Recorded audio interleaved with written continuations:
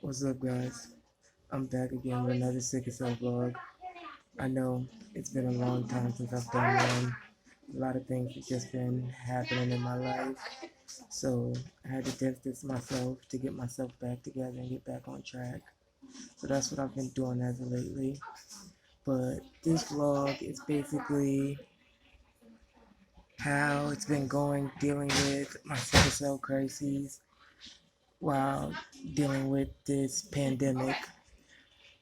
It's like it's had its up and downs, but mainly it's been a lot of downs because of the COVID.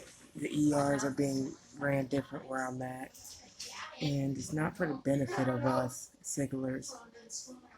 Like for the last 2 days, I've went to the ER and been sitting there for 9 hours on the first day, and then 10 hours on the second day, and still never was seen.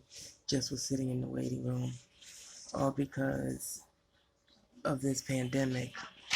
And it's hard to deal with, but yet I keep pushing my way.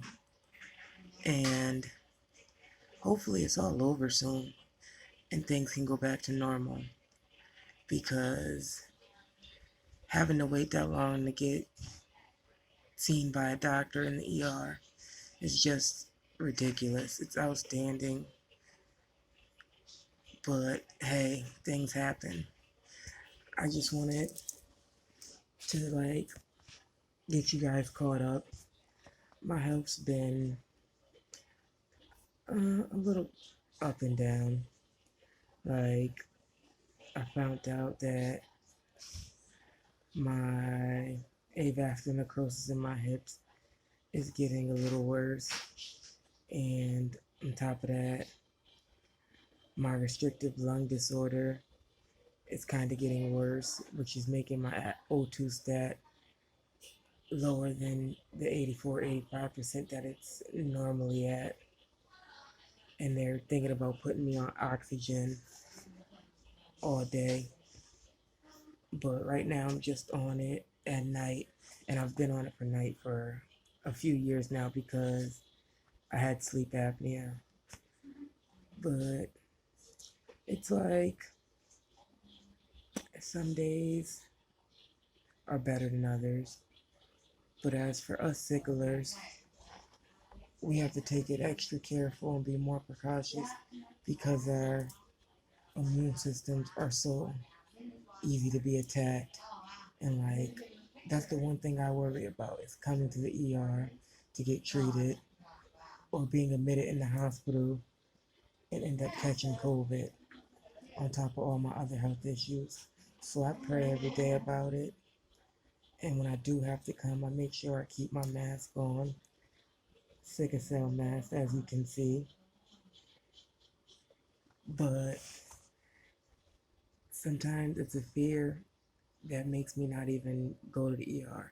I can be in so much pain and I'll just stay home, because at the end of the day, what's worse, going to the ER and sitting there for your sickle cell pain, or going to the ER, getting seen, and then ending up catching corona? So it's a hard debate for us sicklers, and I know a couple of my sickler friends that I've met on Facebook have been having a rough time because of the seasons changing, and that's another thing that's kind of affecting me. Like, going from the hot weather to the cold is really making my sickle cell act up, and especially where I live at. Like, some days it's hot, some days it's cold, and it's just my body can't adjust to that.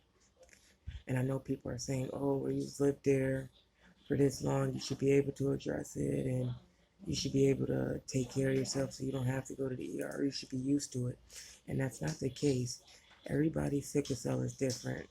No two people are the same. We could have the same type of sickle cell and experience it differently. Like, my little sister has sickle cell, but she gets sick like twice out of the year. And even then, when she gets sick, she can go to the ER, be admitted, and spend 3 days in the hospital and go back home. When I get sick and I'm admitted to the hospital, I'm admitted for 14, 15 days because my sickle cell is so bad. And it's like, I wouldn't be so upset in being in the hospital that long if the doctors treated us the way we should be treated as patients and not being looked upon as drug seekers or not in real pain. Because, like last week when I was in the hospital, me and my hematologist have a set pain regimen for my sickle cell crises when I'm admitted in the hospital, which is the 4 milligrams of dilaudid every 2 hours and the 25 of Benadryl every 4 hours. But the hospitalist doctor tried to go against that and change it. And it's like, if me and my doctor have this pain regimen set up that gets me by and gets me out the hospital faster, why would you change it? And that's one thing that I kind of hate dealing with, having to deal with sickle cell. Like, most doctors don't get it and they don't understand. Like, I'm not drug seeking, I'm not trying to go against you, but I'm trying to get you to understand that I know my body. Me and my hematologist came up with this plan because it works for me and it gets me by. I can't speak for anybody else in their sickle cell, but I know it works for me.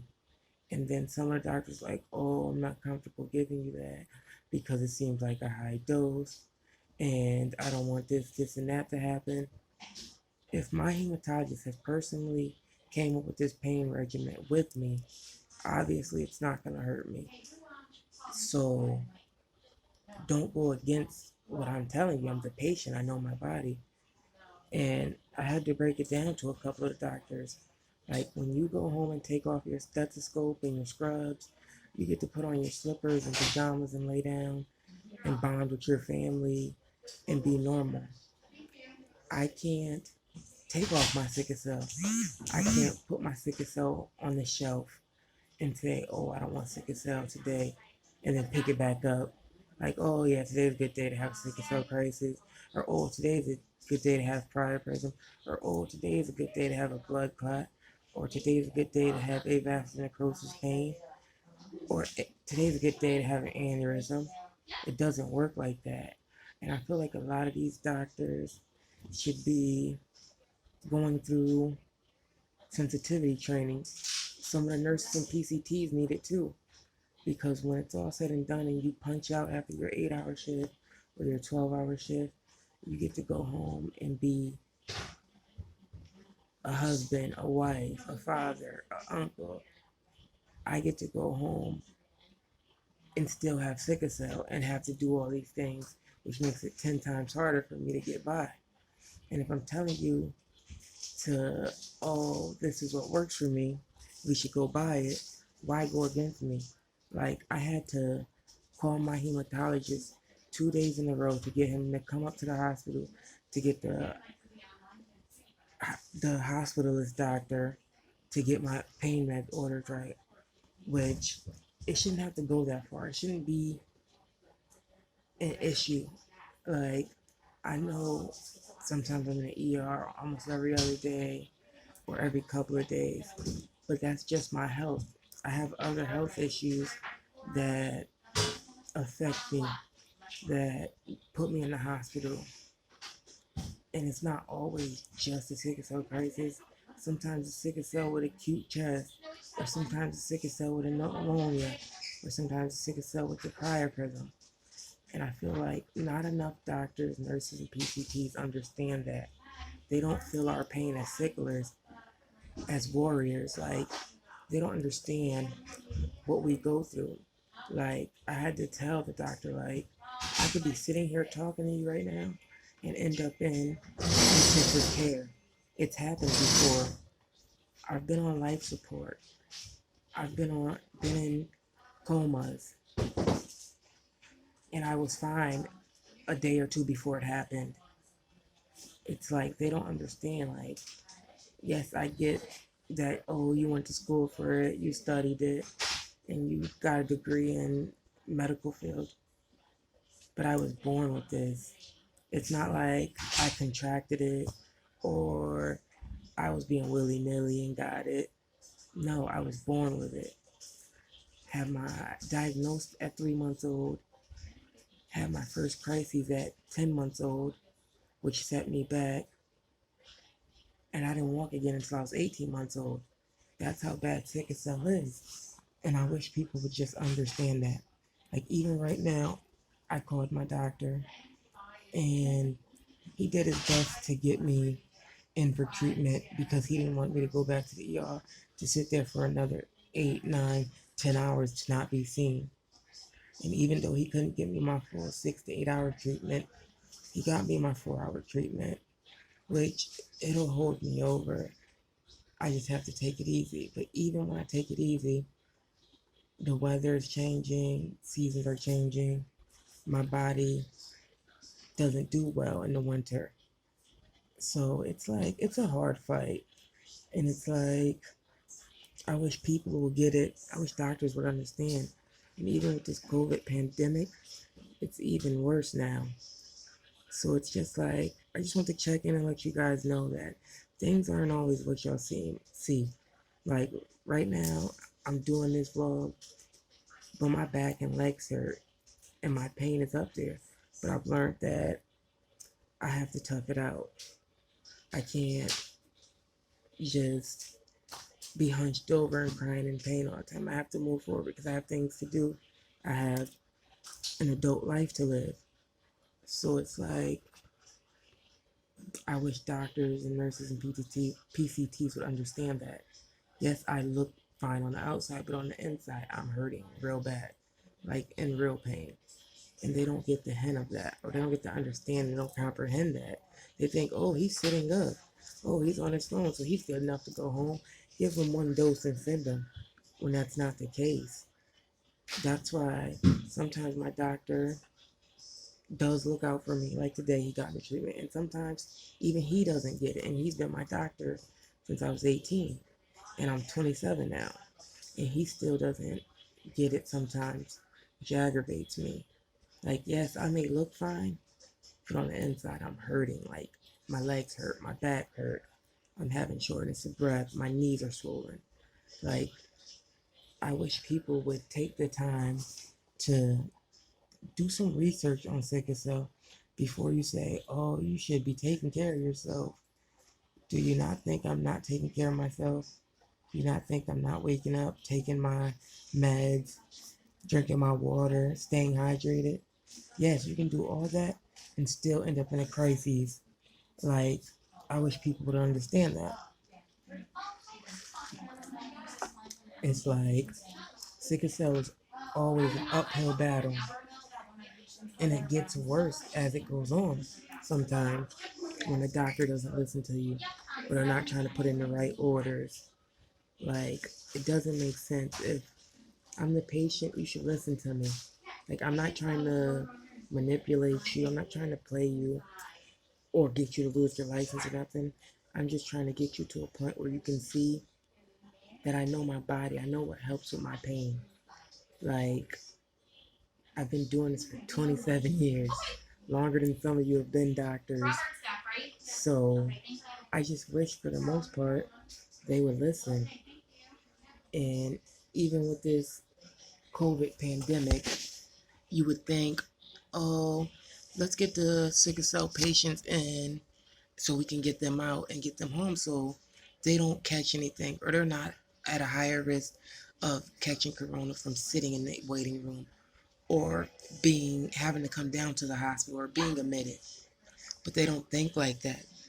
And I don't want to knock any other disease or make any other disease not seem like it's important. But I feel like sickle cell is not a priority. Sickle cell doesn't get the recognition it deserves. Yes, we get a month of recognition, sickle cell awareness, but we need more than that. And it's like, it's sad that Most people don't know how sickle cell works, or most doctors don't understand that the pain meds are for help. It's not for a high seek, or I'm here because I want to be seen because I just felt like it. No, if I'm in the ER or I'm getting admitted, it's because I had to come down here. And that's what a lot of people don't get. They're like, oh, you're in the hospital again, or oh, you're in the ER again. That's one statement I hate. Yes, I'm in the ER again.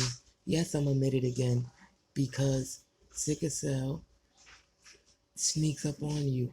It's not like other diseases where you can either go into remission or take a med and it'll go away. Like right now, I could be talking to you guys making this vlog, and in the next 2 hours, be sitting at the ER, even after getting my treatment. Like, it's just a hard battle. And I just wish people would take the time to think before they speak and say stuff about sickle cell that they don't know. Like, that's like me telling a female, oh, your period's not that bad, or oh, giving birth is not that bad. I'll never know because I'm a man. I'll never have a period. I'll never give birth. So I can't tell you what it don't hurt. And that's what most of these doctors do. Oh, you don't look like you're in pain. Looks can be deceiving because I am in pain, but I've learned how to go about it in the 27 years of my life. Like, what did you expect me to do? Be hunched over, crying, screaming when I came in? No. I came in, I'm still in pain, but I compose myself because if I keep crying and hunching over, it just adds to the pain and makes it hurt more. So it's just like, at the end of the day, there needs to be sensitivity training and there needs to be better protocols for sickle cell patients, especially now that this COVID thing is happening. I feel like there should be a lot more rules and procedures to help sickle cell patients. But until then, we're stuck where we're at. And it's like, it's a shame that it has to be that way. And that sickle cell patients get labeled drug seeking or get labeled aggressive or mean. No, we're not mean. We're not aggressive. We're not drug seeking. We're in real life pain. And it hurts. And y'all never understand. You'll never know because you don't have it. So you can't really comment on something you don't have. But I just wanted to let you guys know what was going on, get that little spiel off my chest. And I know I say it at the end of most of my videos that I'm going to start doing better with the vlogs, but I'm going to try. It's been a lot of things going on in my life personally, but I think I'm going to start working on these vlogs more often. So to all my warriors, even though Sickle Cell Awareness Month is over, it's Sickle Cell Awareness Month every month for us. So if you guys have any comments, any suggestions, any criticism, anything you need to say, just let me know. That's why I do these vlogs. Give me a topic or anything, and then I'll do a vlog on it. But until then, God bless and have a good day and a good month and a good rest of the year. Peace.